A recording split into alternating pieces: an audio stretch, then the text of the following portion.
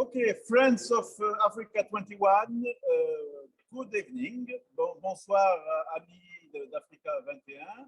We are here at the African Pavilion for this first day of the COP 27 in Africa, in Egypt. Donc, nous sommes très heureux de vous avoir avec nous pour cette première de retransmission d'Africa 21 depuis le Pavillon Afrique pour cette COP africaine, cette COP en Égypte. So I have the pleasure to have with me someone who is an environmental journalist from Egypt, and Maclay, who is representing, who is from a party. We don't, but so they will share with us their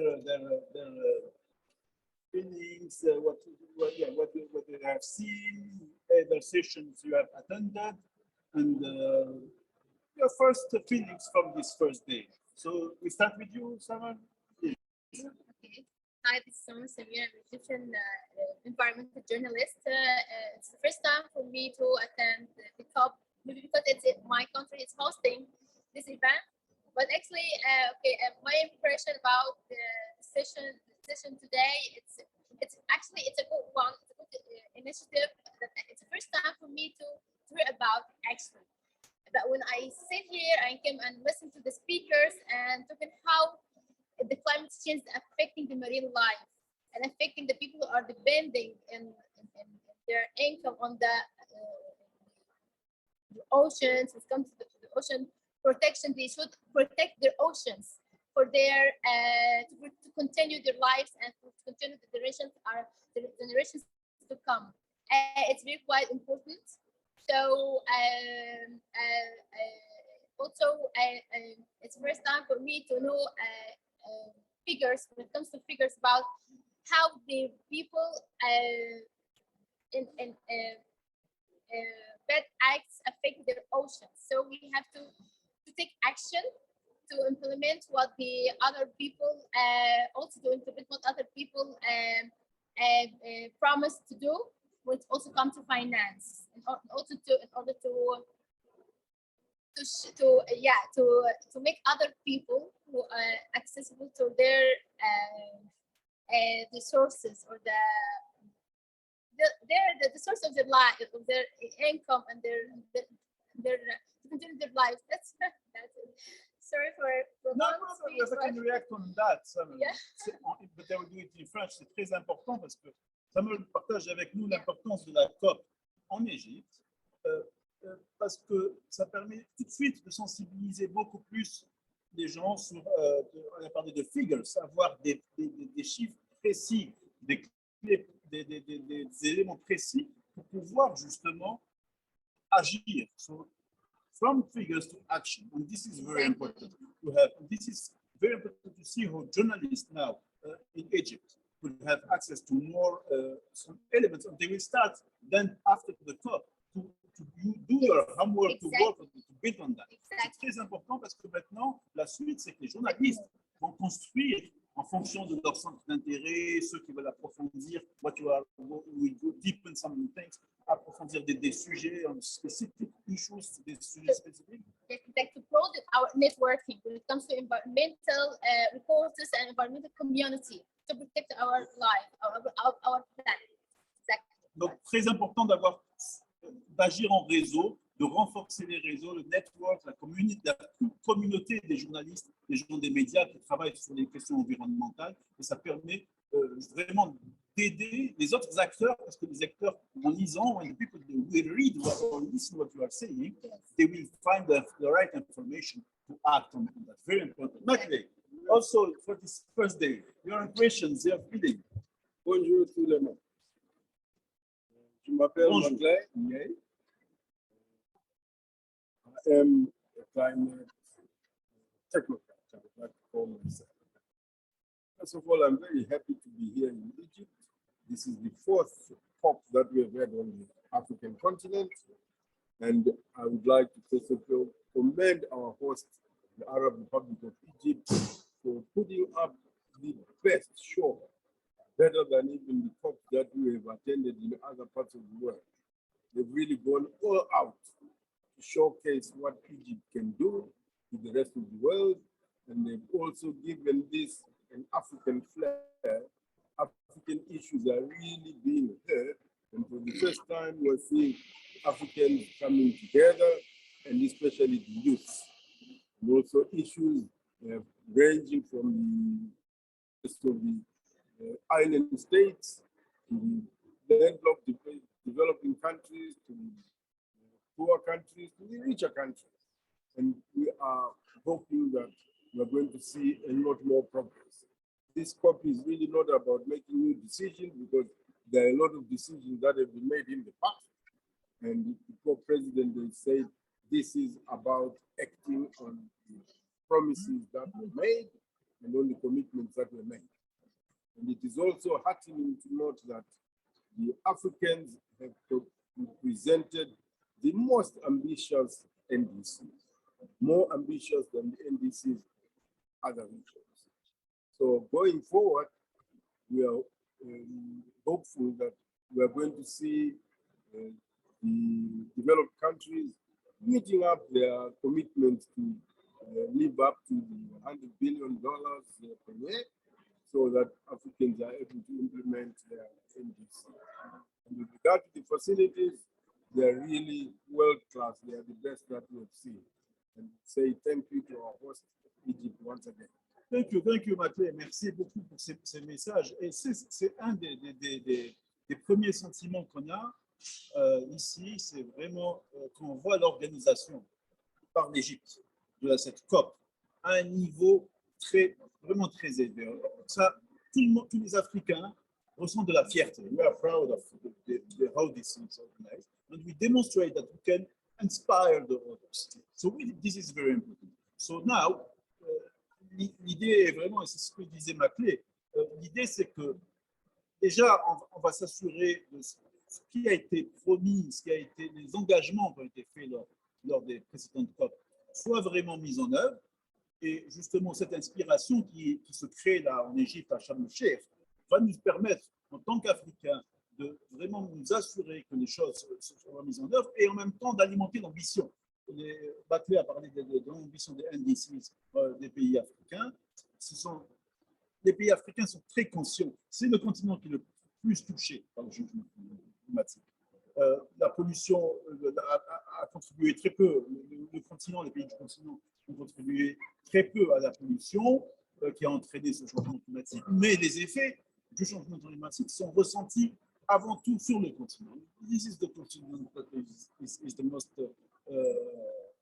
affected by the climate change. So we need to be ambitious. And we need to be inspired on the way this COP is organized is really inspiring us, is making us very proud of our continent. So thanks to Egypt for this excellent organization. Et for this inspiration, pour cette inspiration, vraiment, nous allons, dans les jours qui viennent, we will discuss many issues. On va parler de beaucoup de sujets.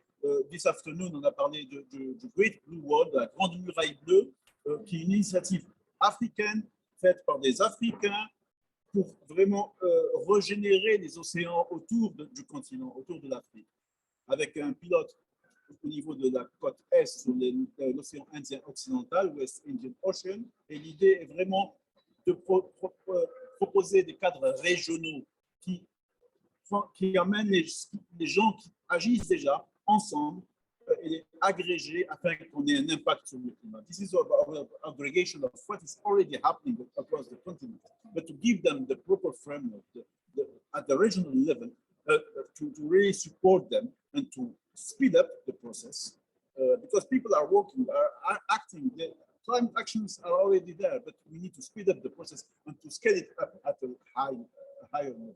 Il faut vraiment accélérer et augmenter l'impact pour vraiment faciliter l'accès à la finance climatique pour pouvoir justement soutenir les acteurs africains, les communautés côtières, coastal communities, qui agissent, already acting on that. So, encore une fois, les journalistes, le rôle des journalistes is crucial, très important pour pouvoir faire passer les messages, to communicate the right figures, donner les éléments précis qui vont permettre à ces acteurs d'agir.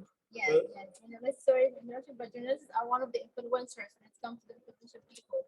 Yes, journalists are one of the interventions people, and our messages, we have our job to deliver people's messages, especially when it comes to climate change impact to the people on people's lives. So that's our own message as environmental journalists. Right? And I think social media is coming to the aid of climate change, especially in Africa, where we have leapfrogged. We've got a very high level of internet penetration, and people are doing a lot with their cell phones. Everybody all over, they are making stories and sharing this. So this message has to get through to everybody that Africa has woken up. Africa is not waiting for others to come. Africa is doing what it can with the resources that it has. But of course, more resources are needed, and the more resources Africa can access from the rest of the world, we'll be able to do a lot more. But we're going to do as much as we can with what we have. And especially the youths, I'm very encouraged by the excitement and the involvement of the youth. They want to be part of the process. They want to get into the meetings. They want to interact with the decision makers. They also want to be here. And Egypt has given us that opportunity. We had a lot of youths that were participating, that made statements even at the very high level where the heads of state were representing. We had youths from Africa that were lined up to talk to the rest of the world. So we are really, really very happy with the way Egypt is organized this year. Thank you very much. Thank you for having me because I'm Egyptian. One question for you, Maclean, Yes.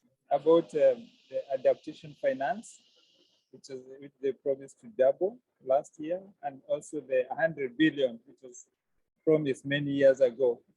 How did that start? How is the Well, this is still yet to be discussed, but given what we are seeing happening at the top, I think it is going to convince those that were still holding money in their purse that I think their money is better put to good use in Africa, because Africa has really made strides with the little resources that it has. And it is very clear that if they get a lot more resources, much more will happen. And if Africa is more stable, it is better for the rest of the world. And if Africa, because remember, when climate change hits, people are going to be displaced. So we might as well build that resilience in Africa, make people more aware and enable them to continue with their lives in Africa irrespective of climate change. So with regard to adaptation, yes, adaptation remains a top priority for Africa, and they're going to adapt whether they receive resources from outside or not, because it is about our lives. We have to continue living. So, but we are hopeful that in our discussions, the resources are going to be made available. Ah oui, j'ai une autre question de Fulbert qui parle effectivement justement du fait qu'on a une première déception au sujet de l'ordre du jour qui n'a pas reconnu que dans l'ordre du jour, je crois que c'est le point 18 proposé à l'ordre du jour, qui reconnaissait l'Afrique avec des besoins spécifiques, le continent ayant des besoins spécifiques. Effectivement, cela a été repoussé à la prochaine COP. Donc, c'est une première déception, il faut la reconnaître. Mais nous, à notre niveau, nous continuons à nous battre, mais surtout, et c'est très important, à démontrer pourquoi l'Afrique a des besoins spécifiques qui concernent tout le monde, qui ne concernent pas que les Africains, qui ont un impact sur le reste du monde. On parlera des peatlands, en français, les tourbières du bassin du Congo, qui sont en Afrique, certes, qui correspondent à une demande africaine, mais dont l'impact est mondial. Et effectivement, c'est le rôle des scientifiques, mais également des journalistes, de vraiment travailler sur et de communiquer les éléments quantitatifs pour démontrer que ces besoins ne sont pas juste des besoins affichés pour recevoir un soutien financier, mais ils correspondent à des défis qui ne concernent pas que l'Afrique, mais qui se passent en Afrique. Donc l'Afrique a des besoins spécifiques, nous devons encore le démontrer. Oui, il y a cette déception, ça n'a pas été mis à l'ordre du jour finalement de cette COP, mais nous allons tout faire pour que ça soit à la suite, mais d'ores et déjà, nous allons travailler pour mieux défendre ces intérêts-là. En tout cas, amis d'Africa 21, merci beaucoup. On est très heureux de cette première. Et encore une fois, Sam Maclay, thank you very much for being the first one here. And we will help les masses, beyond that, for the hospitality. Merci pour l'hospitalité égyptienne. Et nous vous reverrons demain à la même heure, autour de 20h. Merci encore, amis d'Africa 21, et restez connectés. Thank you. Yes. Bye. That was one. Fantastique. Hopefully, Thank you I did very it much. well. Yeah, no, thanks.